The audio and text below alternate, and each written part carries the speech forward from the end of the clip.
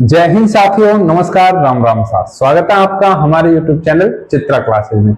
साथियों, आज हम राजस्थान पुलिस भर्ती 2025 के बारे में विस्तार से चर्चा करेंगे और साथियों मैं बताऊंगा कि क्या मेरी स्ट्रेटेजी रही और किस प्रकार से मैंने तैयारी की, क्या पढ़ा और क्या छोड़ा, कैसे मैंने 2 माह में राजस्थान पुलिस में सिलेक्शन लिया, तो क्या मेरी स्ट्रेटेजी रही इसके बारे में मैं आपको बताऊंगा।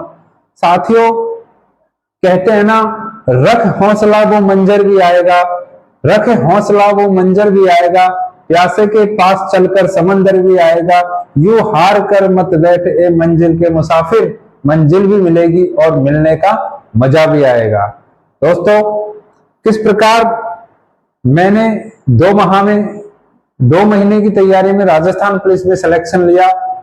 दोस्तों, क्या मेरा टाइम टेबल रहा और क्या मैंने पढ़ा और क्या छोड़ा, उससे पहले चर्चा कर लेता हूं। राजस्थान पुलिस में मैं कहूं 2018 के बाद में एक बहुत ही अच्छे पद आए। इस बार लगभग 10,000 के आसपास पद है। दोस्तों, हमें 10,000 से मतलब नहीं है, हमें तो सिर्फ एक सीट से मतलब है। और आज ही मन में ठान लो, कहते हैं ना दोस्तों, अगर मान लो तो हार है और ठान लो तो जीत है। तो ठान लो आज ही, राजस्थान पुलिस भर्ती में एक सीट मेरी रिजर्व है और मैं उस एक सीट के लिए लड़ूंगा जो मेरी रिजर्व है, उसके लिए ही मैं तैयारी करूंगा। दोस्तों, पहले क्या होता था, पहले होता था कि हम एक ही भर्ती में 2 अलग अलग जिलों से फॉर्म अप्लाई कर देते थे और होता यह था, जब हमारी किस्मत अच्छी होती है तो हमारा एग्जाम है वो भी अलग अलग डेट में होता है और अलग अलग पारियों में होता है। दोस्तों, मेरे साथ भी यही हुआ था। मैंने भी 2 जगह से फॉर्म अप्लाई कर दिया था। मैंने एक तो जिला पुलिस भिवाड़ी से और प्रथम बटालियन जोधपुर से 2 जगह से फॉर्म अप्लाई कर दिया। और दोस्तों, मैंने जब एग्जाम फिक्स हुआ था लगभग 1.5 माह पहले, तो एग्जाम से 1.5 महीने पहले जब एग्जाम फिक्स हो गया तो मतलब मैंने सोच लिया दोस्तों, अब तो कुछ भी नहीं है, सिलेक्शन लेना ही है चाहे कुछ भी हो जाए। तो रियल बता रहा हूं दोस्तों, मुझे ये पता नहीं था इन 1.5-2 महीनों में मैंने कब खाया, कब चाय पी, कब सोया। इस प्रकार से मतलब अपने आप का 100% मैंने पढ़ाई की ओर दे दिया। दोस्तों, आप विश्वास नहीं करोगे दोस्तों, मैं अपनी कुर्सी टेबल पर 10 घंटे कंटिन्यू बिना पानी पेशाब के भी मतलब बैठकर प्रिपरेशन की है उस दौर में। और अंत में परिणाम आया और मेरा प्रथम बटालियन जोधपुर से भी फाइनल सिलेक्शन हो गया और जिला पुलिस भिवाड़ी से भी फाइनल सिलेक्शन हो गया। दोस्तों, कहते हैं ना, अगर हमारे मन में हम कुछ ठान लेते हैं तो कुछ भी मुश्किल नहीं है, कुछ भी मुश्किल नहीं है। दोस्तों, मेरे साथ भी यही हुआ। जब पहली बार मैं रेलवे में ग्रुप डी भर्ती में 0.52 से बाहर हुआ तो मैंने दोस्तों हार नहीं मानी और मैं लगा रहा अपनी प्रिपरेशन में। तो दोस्तों, फिर मेरे जब एक दौर आता है ना दोस्तों, बुरा दौर, वो बुरा दौर मेरा निकल गया था। फिर मेरा अच्छा टाइम आ गया और उसमें मैंने एक के बाद एक कंटिन्यू 5 सिलेक्शन लिए थे। 5 सिलेक्शन का मतलब फाइनल सिलेक्शन लिए थे दोस्तों। तो दोस्तों, पहले ही होता था हम अलग अलग जगह से फॉर्म अप्लाई करते थे, लेकिन अब विज्ञप्ति में स्पष्ट दिया है आवेदन केवल एक जगह से ही मान्य होगा। तो नोट कर लीजिए, फॉर्म केवल एक जिले या बटालियन से ही मान्य होगा, एक जिले या बटालियन से ही मान्य होगा, मान्य होगा। दोस्तों, एक बड़ी बात यह है, हमारे मन में द्वंद्व चलता रहता है कि हम फॉर्म कहां से अप्लाई करें।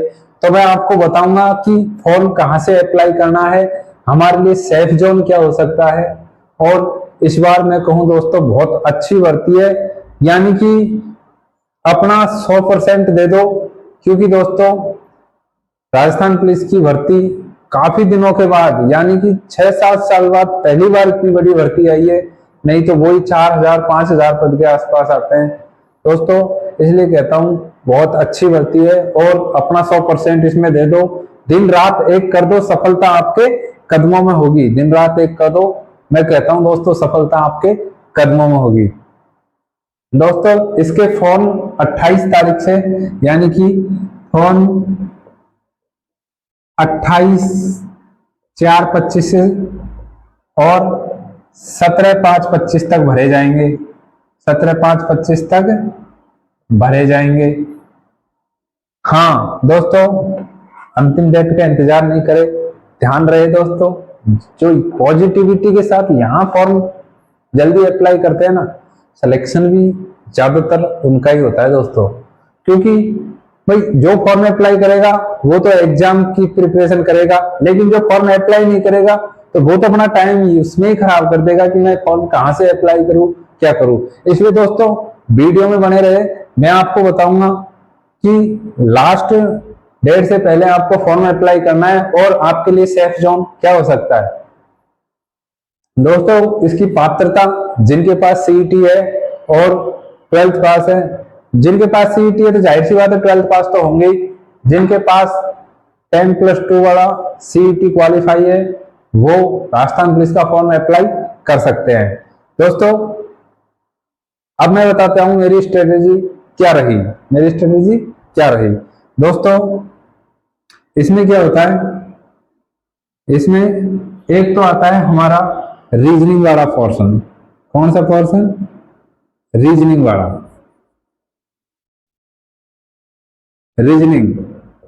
रीजनिंग से लगभग 30 प्रश्न आते हैं। कितने आते हैं? लगभग 30 प्रश्न। लगभग बता रहा हूं दोस्तों, जरूरी नहीं है 30 आए, बट मैं लगभग बता रहा हूं। और गणित से आते हैं इसमें 10 या 15 क्वेश्चन। गणित से कितने आते हैं? 10 प्रश्न मान के चलो आप। और दोस्तों मैं कहूं गणित भी हमारी रीजनिंग लेवल की आएगी, यानी कि 30 प्रश्न में गणित को और रीजनिंग को मानो आप। इन 30 प्रश्न में गणित और रीजनिंग को मानो आप, क्योंकि गणित का कोई बहुत बड़ा लेवल नहीं आएगा।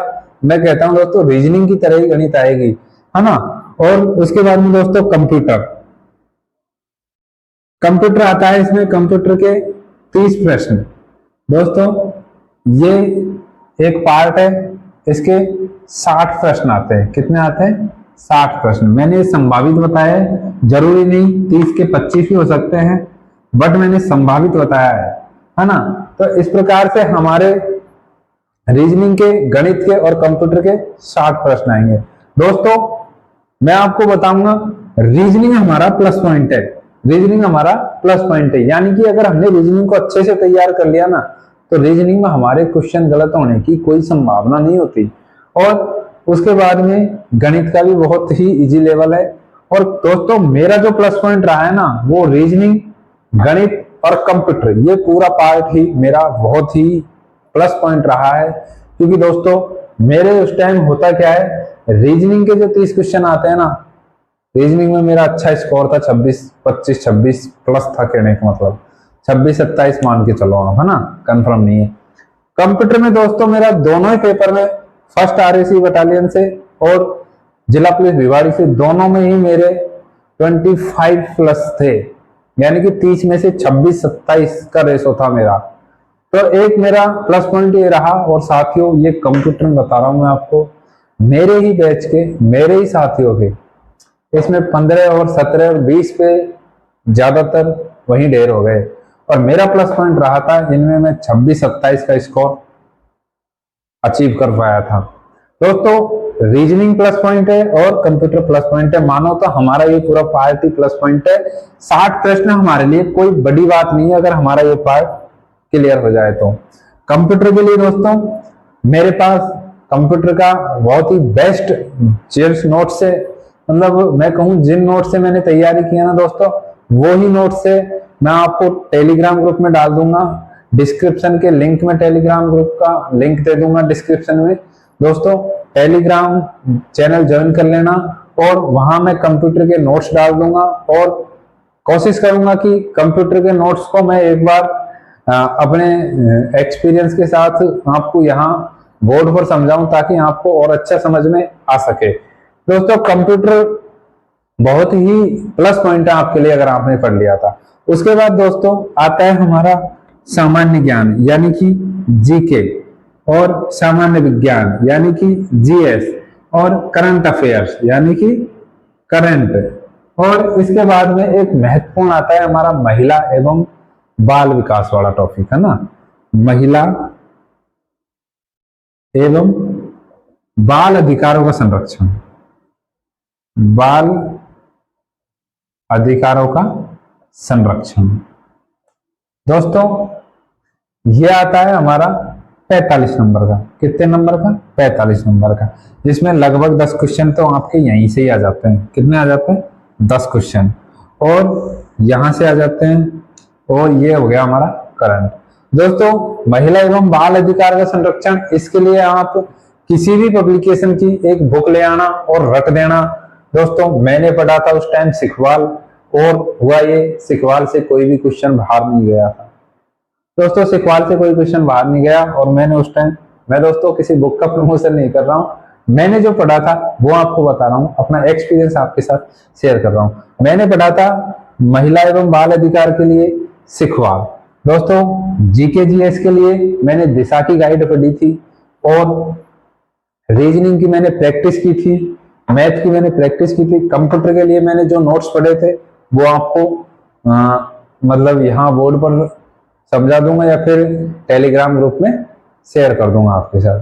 उसके बाद दोस्तों हमारा आता है राजस्थान जीके, राजस्थान जीके, और ये राजस्थान जीके आता है हमारा 45 नंबर का। कितने नंबर का?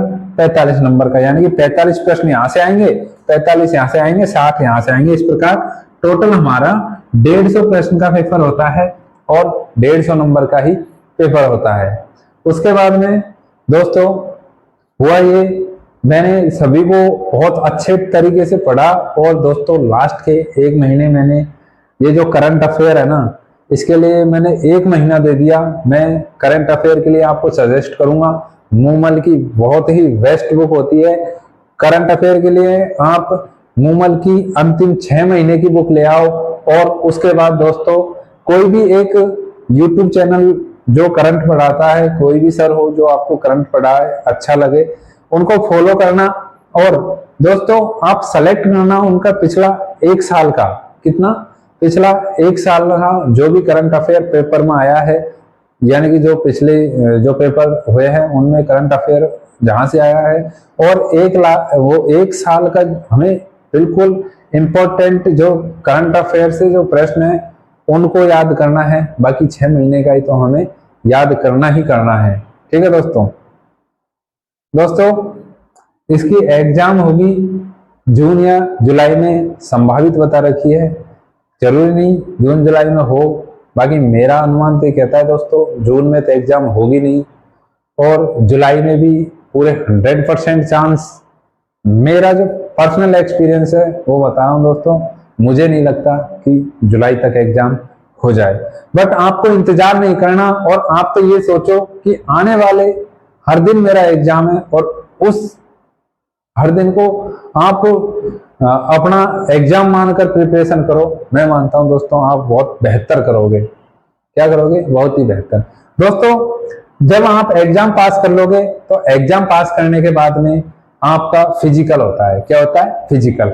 एग्जाम में 5 गुना पास करेंगे टोटल पदों का, और उनमें 5 गुना में आपका फिजिकल होता है। पुरुष 25 मिनट में 5 किलोमीटर दौड़, और महिलाएं जो कि 5 किलोमीटर दौड़ 35 मिनट में अगर कर लेती है तो उनका फिजिकल पास हो जाता है। ठीक है दोस्तों। उसके बाद में दोस्तों एक इसमें यह भी होता है कि कई बार क्या होता है कि पेपर में अच्छे नंबर होते हैं बट हम फिजिकल में बाहर हो जाते हैं। तो दोस्तों ऐसा भी कई साथियों के साथ होता है। तो मैं तो आपसे यही कहूंगा कि दिन रात एक कर दो, क्योंकि दोस्तों राजस्थान पुलिस के इतने संख्या में पद काफी दिन बाद आए हैं, तो ये मौका कहीं छूट ना जाए। ठीक है ना दोस्तों। अब मैं बताता हूं आपको जिला पुलिस और आरएसी में क्या अंतर होता है। जिला पुलिस और आरएसी में क्या अंतर होता है दोस्तों। मेन अंतर तो मैं आपको बता देता हूं। पहला अंतर तो वर्दी का ही हो जाता है। पहला अंतर तो वर्दी में हो जाता है दोस्तों। जिला पुलिस के बैज और आरएसी के बैच में फर्क होता है दोस्तों। जिला पुलिस के बैच में यहाँ राजस्थान पुलिस का बैच लगा होता है। क्या होता है? राजस्थान पुलिस। और आरएसी में आरएसी का बैच लगा होता है दोस्तों। जिला पुलिस में यहाँ विजय स्तंभ का लगा होता है लोगो, और आरएसी में कैमल का लोगो लगा होता है। उसके बाद दोस्तों जिला पुलिस में होता है मेन बेल्ट। दोस्तों बेल्ट जो होती है वो जिला पुलिस में वो लेदर की होती है, यानी कि जो लाल कलर में होती है वो होती है। और दोस्तों आरएसी में वो एक नॉर्मल होती है। उसके बाद दोस्तों जिला पुलिस की टोपी, मतलब आप जो नॉर्मल देखते हो ट्रैफिक पुलिस में या फिर अपने थाने में आपने कभी देखा हो, तो वो तो होती है दोस्तों जिला पुलिस की कैप। और जैसे कि मेरे थंबनेल में देखना आप, मेरी जो कैप है वो जिला पुलिस की कैप है ना, क्योंकि मैं जिला पुलिस में 2.5 साल जॉब करके आया हूँ। और आरएसी मैंने ज्वाइन करके ही, जैसे ही मेरी ज्वाइनिंग आई, मैंने एप्लीकेशन लिख के वहां से रिजाइन कर दिया था दोस्तों। आरएसी की जो कैप होती है वो कुछ जो एम्पायर नहीं होता है कि अपने, वो एम्पायर ऐसे मतलब ऐसी अलग सी टोपी पहनते हैं, उस प्रकार से आरएसी की कैप होती है ना दोस्तों। आरएसी जिला पुलिस की हेल्प के लिए होती है, एक तरीके से माने तो शांति व्यवस्था, दोनों ही शांति व्यवस्था बनाए रखने का काम करती है। बट और दोस्तों मैं आपको बताना चाहूंगा, यदि आप आगे की प्रिपरेशन करना चाहते हो, यानी कि आप और आगे के लिए तैयारी करना चाहते हो, तो आपके लिए सबसे बेस्ट होगा आप आरएसी की तैयारी, आरएसी से फॉर्म अप्लाई करिए। और यदि आपको जिला पुलिस की ही तैयारी करनी है और जिला पुलिस में ही भर्ती होना है, आपके अंदर जुनून है, तो मैं तो पुलिस में ही रहूंगा, तो आपके लिए बेस्ट होगा आप जिला पुलिस से फॉर्म अप्लाई कर दीजिए। क्योंकि दोस्तों आरएसी का आम जनता के साथ कोई ऐसा वो नहीं होता है, बट यानी कि मैं कहूँ कांटेक्ट नहीं होता, लेकिन जिला पुलिस का दोस्तों आम जनता के साथ समाज में आना जाना होता है। क्योंकि दोस्तों थाने में आए दिन कोई ना कोई बात होती रहती है, तो एक कांस्टेबल जिसको बीट दी जाती है, वह अपने बीट क्षेत्र में आता जाता रहता है, लोगों से उसका संपर्क रहता है। तो दोस्तों मैं आपको सजेशन करूंगा कि आप आगे के लिए प्रिपरेशन कर रहे हो तो आरएसी से फॉर्म अप्लाई करें। और यदि आप के अंदर जोश है, मुझे तो पुलिस डिपार्टमेंट में ही रहना है, तो आप जिला पुलिस से फॉर्म अप्लाई करें। दोस्तों एक मैं आपको बताऊंगा कि आपके लिए सेफ जोन क्या क्या हो सकते हैं। दोस्तों सेफ जोन के लिए आपके लिए मैं बता रहा हूं, जैसे आप, यदि आपको फुल कॉन्फिडेंस है और आपकी अच्छी प्रिपरेशन है, तो आप होम डिस्ट्रिक्ट से फॉर्म अप्लाई कर देना दोस्तों। क्योंकि होम डिस्ट्रिक्ट में जो मजे है ना पोस्टिंग के, वो कहीं नहीं है। और यदि आपके मन में यह है कि मुझे तो सिलेक्शन लेना है कहीं से भी हो जाए, तो दोस्तों मैं आपको सजेशन करूंगा कि आप पश्चिमी राजस्थान, यानी कि पश्चिमी राजस्थान के जिलों से फॉर्म अप्लाई करो, क्योंकि वहां आपके अधिक चांस होंगे सिलेक्शन होने के। दोस्तों मैं आपको बता रहा हूं कि आपके लिए सेफ जोन क्या क्या हो सकता है ना। इस बार पद्मिनी बटालियन, पद्मिनी बटालियन जो कि सीकर में है और पहली बार यहां से भर्ती हो रही है। बहुत ही अच्छे पद है, सेफ जोन होगा सभी कैटेगरियों के लिए, ठीक है दोस्तों। उसके बाद में कालीबाई बटालियन है अलवर में, यहां से भी पहली बार भर्ती है, बहुत ही अच्छे चांस है, ठीक है ना दोस्तों। पहली बार भर्ती है, बहुत अच्छे चांस है। उसके बाद में अमृता देवी, और मैं कह रहा हूं दोस्तों सबसे ज्यादा फॉर्म अप्लाई भी इस बार यहीं से होने हैं, क्योंकि पदों की संख्या ज्यादा है और पहली बार अप्लाई हो रहे हैं, है ना। तो आप अपने हिसाब से देख लेना, क्योंकि दोस्तों किसी को कुछ भी पता नहीं है किस जिले से कितने फॉर्म अप्लाई हो जाए, बट यहाँ से सीटें ज्यादा है तो चांस भी आपके अधिक होंगे, है ना। बट ये जो जिला पुलिस के लिए नहीं है दोस्तों, जो बटालियन से भर्ती होना चाहते हैं ना, उनके लिए है अमृता देवी बटालियन। और ये अमृता देवी बटालियन कहाँ है दोस्तों? बाड़मेर में। कहाँ है? बाड़मेर में। यहाँ भी बहुत ही ज्यादा सीटें हैं।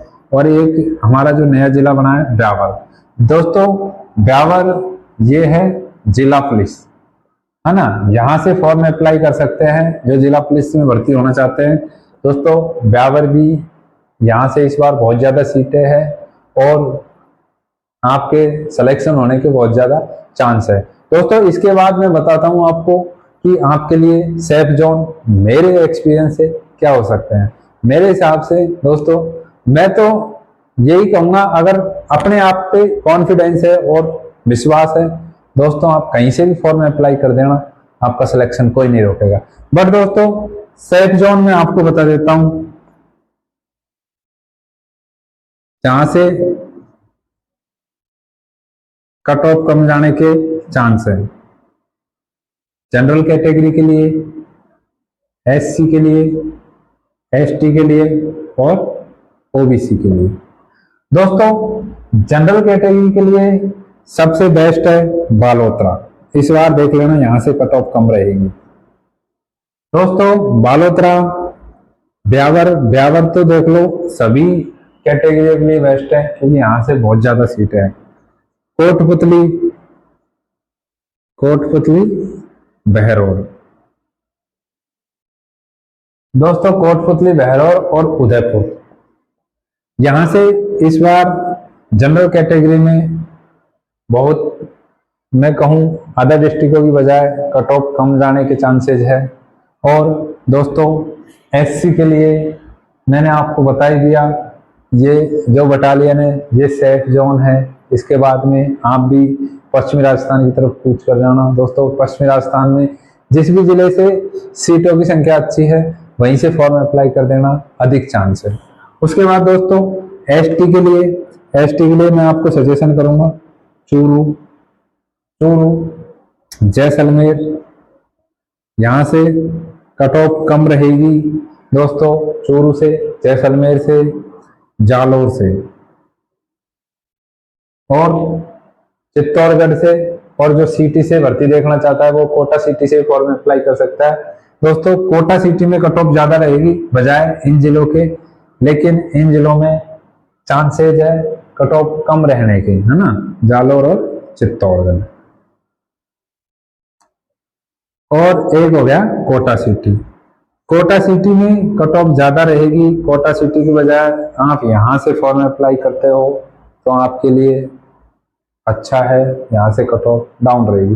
दोस्तों ओबीसी के लिए भीलवाड़ा और जैसलमेर ओबीसी के लिए बेस्ट है। ज्यादातर जो पूर्वी राजस्थान से है वो भीलवाड़ा से फॉर्म अप्लाई कर सकते हैं।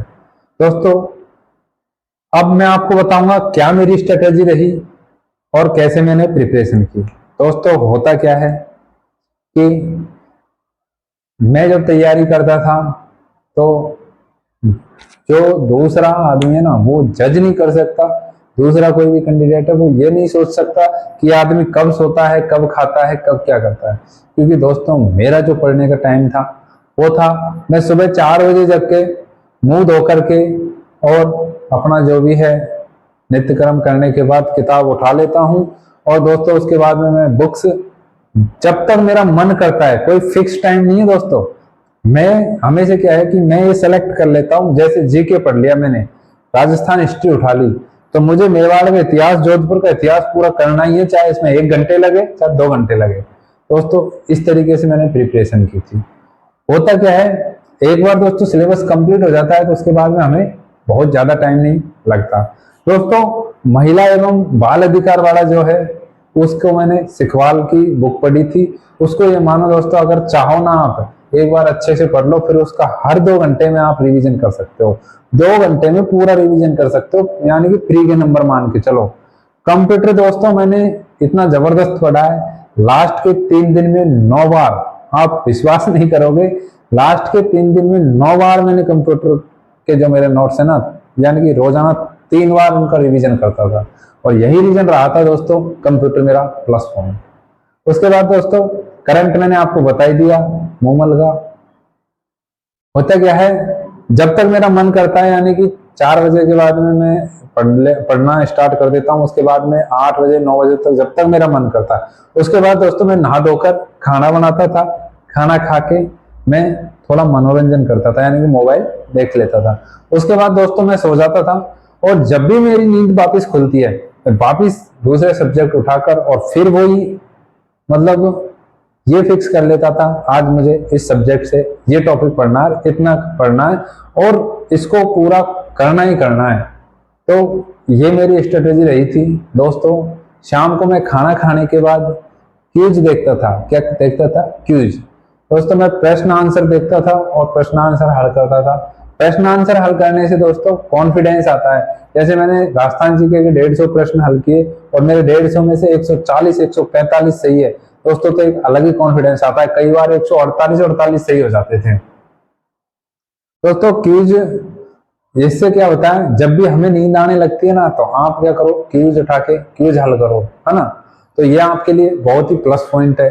उसके बाद दोस्तों रात को मेरा जब तक मन करता था ना, रात के 1 बज जाए 2 बज जाए, तब तक मैं पढ़ाई करता था। मेरा कोई फिक्स शेड्यूल नहीं था, मैं भाई इस टाइम पढ़ूं, इस टाइम खाना खाऊं, इस टाइम नहीं दोस्तों। जब तक दिल करे ना तब तक पढ़ाई करो। जब हमारा माइंड पढ़ाई में काम कर रहा है ना, तब तक पढ़ाई करो। ठीक है दोस्तों। तो ये रही थी मेरी स्ट्रेटेजी। और मेरा जो टाइम जो शेड्यूल था, मैं 12 से 14 घंटे के बीच किताबों को देता था। और मतलब कि मैं कहूँ दोस्तों, अगर आप भी आज से ही 12 से और 14 घंटे के बीच तैयारी कर लेते हो ना, तो कोई आपका सिलेक्शन नहीं रोक सकता। आपका सिलेक्शन कोई नहीं रोक सकता दोस्तों। मैं आशा करता हूं आपको स्ट्रेटेजी और राजस्थान पुलिस और आरएससी के बीच क्या अंतर है, आपको फॉर्म कहां से अप्लाई करना है, इसके बारे में समझ आ गया होगा, है ना।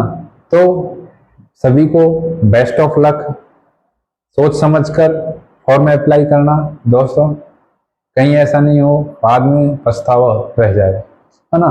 बाकी मैं कहूंगा दोस्तों, फॉर्म आप कहीं से भी अप्लाई कर दो पॉजिटिव एनर्जी के साथ, और पॉजिटिव एनर्जी के साथ आप अपनी प्रिपरेशन में लग जाओ।